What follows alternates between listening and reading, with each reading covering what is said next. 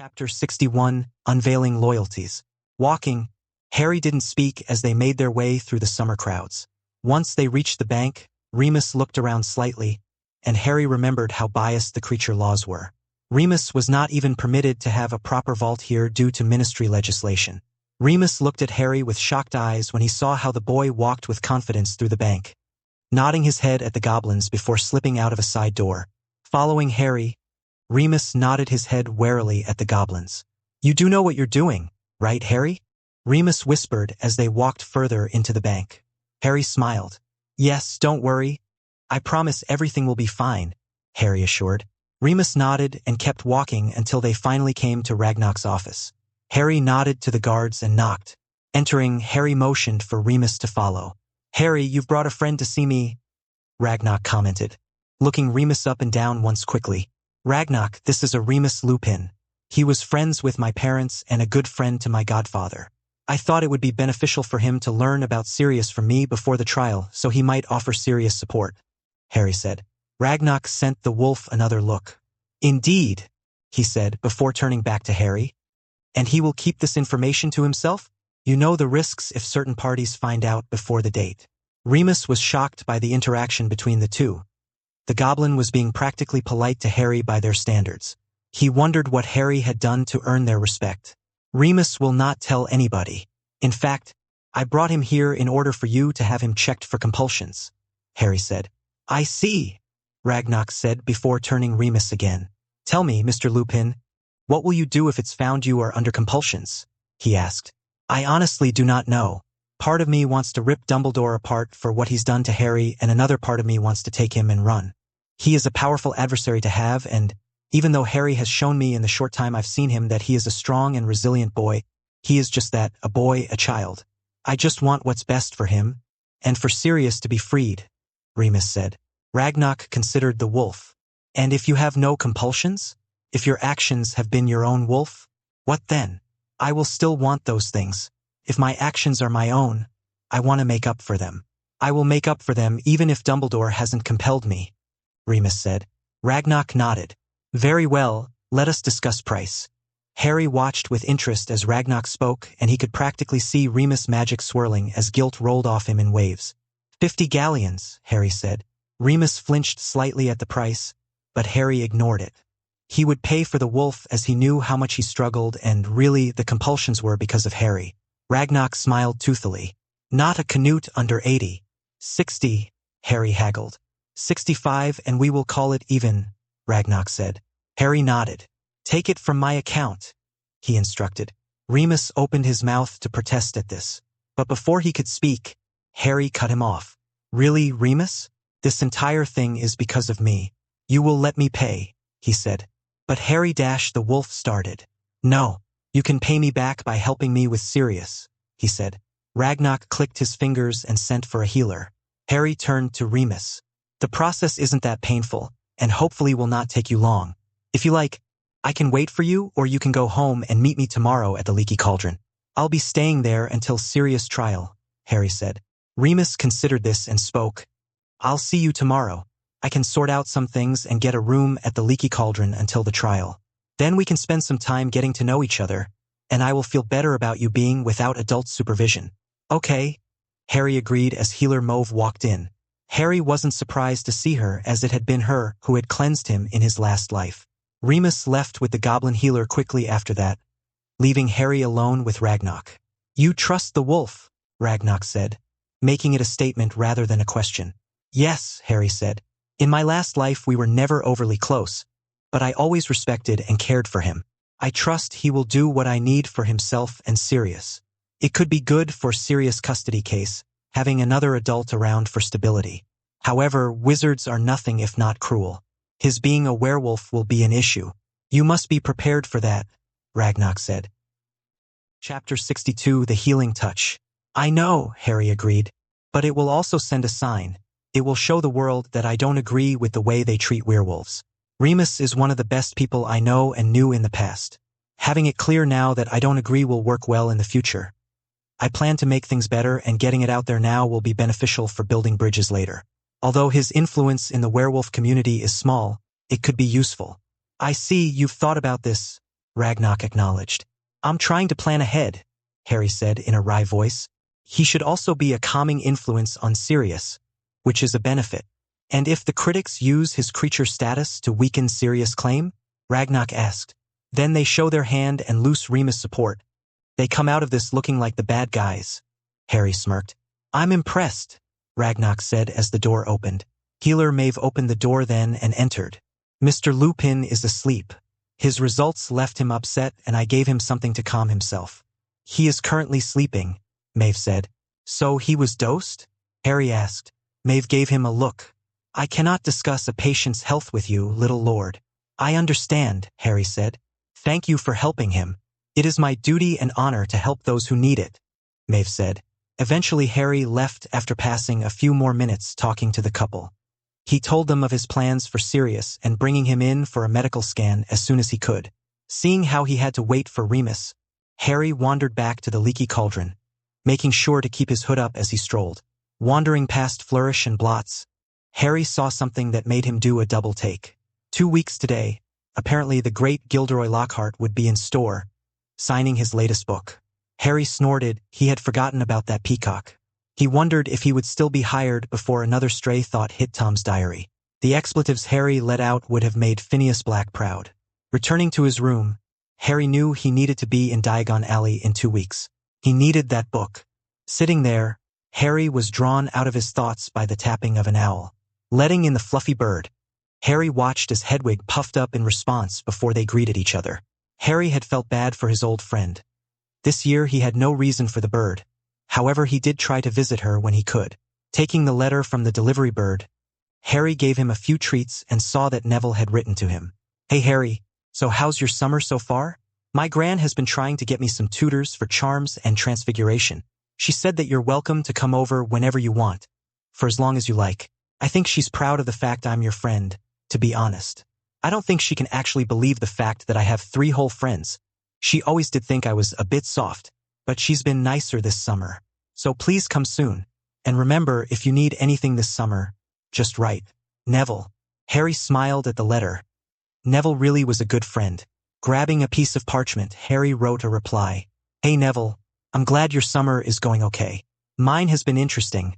I promise that I will tell you all about it soon, in person. It probably won't be until next week, but I will see you soon. And take your own advice. I'm always here if you want to talk. Harry. Waiting for Remus the next day, Harry was anxious to see the changes in the wolf. What he got was not what he expected. Remus looked healthy. At least he looked healthier than Harry had ever seen. His normally wan skin looked healthy. His scars were less pronounced, his hair was thicker, and the gray dramatically reduced. So I take it your health visit revealed some things? Harry said after Remus followed him up to his room. Remus looked at the small boy and snorted. You have your mother's gift for the understatement, Harrison, Remus said, sitting down. You know my name? Harry asked, shocked. Nobody had ever called him Harrison. I helped your mother pick it. Your father wanted Harold, but she was determined not to settle you with an old man name, Remus said. I've never been called anything but Harry. Well, for a few years I was Freak or Boy, but never Harrison, Harry admitted. He liked his name, but it was foreign to him. Even after everything he had done since coming back, he still felt like Harry. He wasn't yet Harrison. Then again, Harry thought with a flinch, would Harry have really turned Hermione into the shell she was now? Remus flinched. Your relatives, Petunia? He asked, mistaking Harry's flinch about Hermione for one about his relatives. A rather unpleasant woman, Harry said, focusing back on Remus. You're a peculiar 11-year-old, Remus said. Harry's scent was full of mixed emotions, unusual for a child. So what happened with your results? Harry eventually asked. Chapter 63, A Bond Rekindled. Remus held in his flinch and closed his eyes. Moony has been more active in the last 24 hours than he had ever been before. Seeing his reaction, Harry moved closer and offered Remus a half hug. Mine were bad, Harry said. We can swap one for one. Remus pulled Harry into the hug and breathed in his scent to calm his wolf. Harry stiffened slightly at the contact. He hadn't been hugged by an adult like this. Not in this life and not in his last. Every hug back then had a motive. This one was purely for them. The test said that the compulsion started back when I was 11, Remus said. He wanted me to be submissive, to keep my wolf down and to trust him always. He wanted me to be just like my dad. He even placed a glamour on me. He wanted somebody he could mold and manipulate. I had a slow-acting poison in my system. I would have died, Remus admitted. I think that's what he wanted me to do. He wants me for something. All year he was hinting at something, Harry said, making sure his voice sounded confused. Remus smelt the emotions. Harry didn't smell confused. He wasn't lying, but there was a slight scent of deception. After a few minutes, Remus released Harry from the half-hug. What are we going to do about him? What if he's done this to everybody? If it's been going on for 20 years, why not longer? Harry sighed. He didn't want to talk about everything yet, so he settled with, then we will deal with it, but first we need to help Sirius. He's innocent, and without him, I haven't got a chance at getting away from Dumbledore or the Dursleys. They hurt you, Remus said, the low growl in his voice alerting Harry to how much anger he felt. I'm okay, Remy. I will never go back to them. Not without a fight, Harry said. How bad? He asked faintly. A few scars, broken bones, missed meals, Harry said. Never again, Remus promised. Even if we have to run, I will never let you go through that again. Harry smiled at the softly spoken vow. He believed the wolf, his sincerity. For the first time in both lives, Harry fully believed. The next few days leading up to the trial, Harry distracted Remus by having him make plans for Sirius' trial and then demanding the wolf borrow some money to buy some new clothes for himself and Sirius. Harry, however, was distracted himself by his search. He hadn't interacted with Coralmort all year. Excluding their defense lessons, he had avoided the man. He didn't want to be around him, not when he was still so scattered. The parasite he was while attached to Coral wasn't Tom or even the Voldemort he knew. He was a small, insane part of him. Sure, Harry had felt the slight pull, but he had been able to ignore it. He had thought about him, but Harry didn't want to meet the person who he now knew was his soulmate for the first time on the back of his defense teacher's head. Instead, Harry used his time in the Leaky Cauldron to visit Knockturn Alley in secret. The shadowy alley offered more in terms of the obscure, as well as the illegal, which suited Harry's needs as he had yet to find something with potential, let alone conclusive results. After spending the afternoon hidden in the aisles of a less than commendable back alley shop, Harry sighed in defeat. He had promised Remus he would be back early so they could go through everything again before tomorrow. The wolf was anxious and believed Sirius would never forgive him. Walking out of the shop after leaving a few coins on the counter for the shopkeeper, to show his appreciation in secrecy, Harry walked out with his hood up and head down. Buy any books today? Remus asked when Harry entered the room. Harry smiled slightly. No, they didn't have what I was looking for, he said. He had told Remus he was searching Diagon Alley for books, saying he liked ritual magic and found it interesting. Well, I am always willing to look around for you, Remus offered. Thank you, but I think it will be one of those know-it-when-I-see-it books, Harry said. Remus laughed lightly at how put out Harry managed to sound. I still can't believe Prongs produced a little raven. He was adamant you would be a lion, Remus said. He had been more willing to talk about Harry's parents as the week had gone on, opening up to Harry more than he had in his last life. But your mother, she would have loved this. James would have as well, after he had gotten over the shock. Do you want to get food here or downstairs? Harry said after a few moments. Remus considered for a few minutes before he smiled. How about we go out to Muggle London? I know a nice Chinese place. Have you ever had Chinese? He asked. Harry shook his head. No.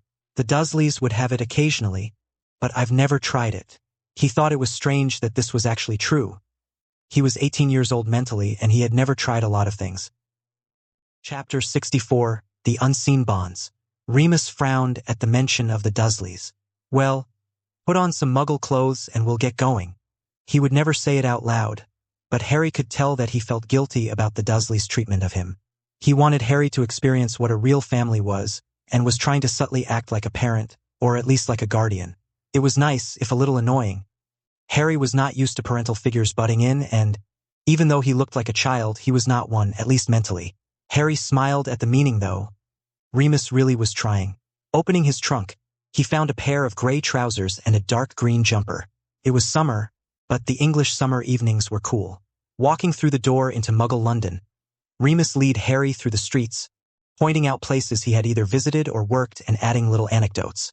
After around 20 minutes, they came to a small Chinese restaurant decorated with traditional lanterns and streamers. Entering, they were greeted and seated quickly. "So, what should I order?" Harry asked, looking at the menu, unsure about what to get as he had never even heard of half of the stuff. Remus smiled as he watched Harry frown at the menu, probably annoyed that he was unsure. He had noticed how Harry reveled in his independence and ability to survive. "Why don't I just order a variety and we can pick and choose?" Remus offered. "That sounds good, thank you," Harry said. After they had ordered, Remus and Harry sat chatting about inconsequential things. However, eventually this stopped. "Are you worried?" Remus asked. "Worried?"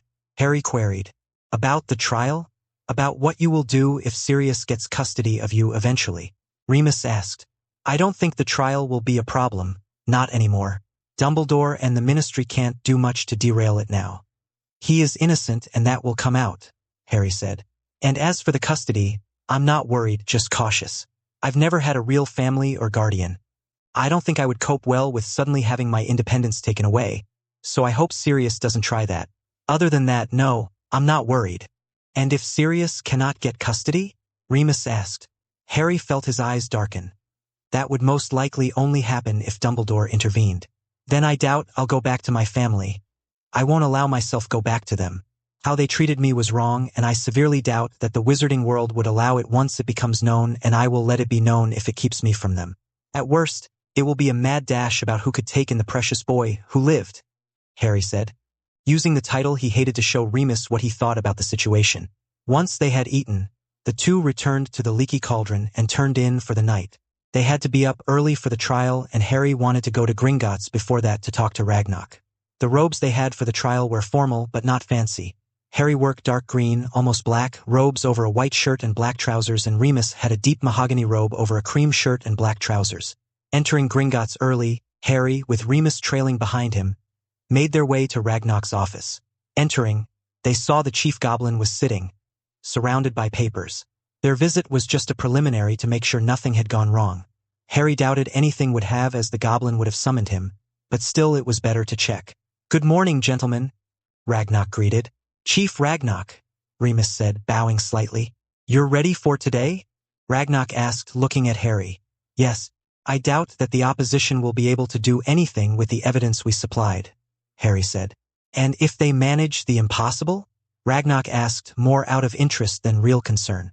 "I have a few ideas," Harry said, thinking about the breakouts Voldemort caused in his last life. He didn't want to have to use such barbaric tactics, but he would if it meant Sirius was freed. Then again, Sirius could just break himself out again. Ragnarok looked at Harry.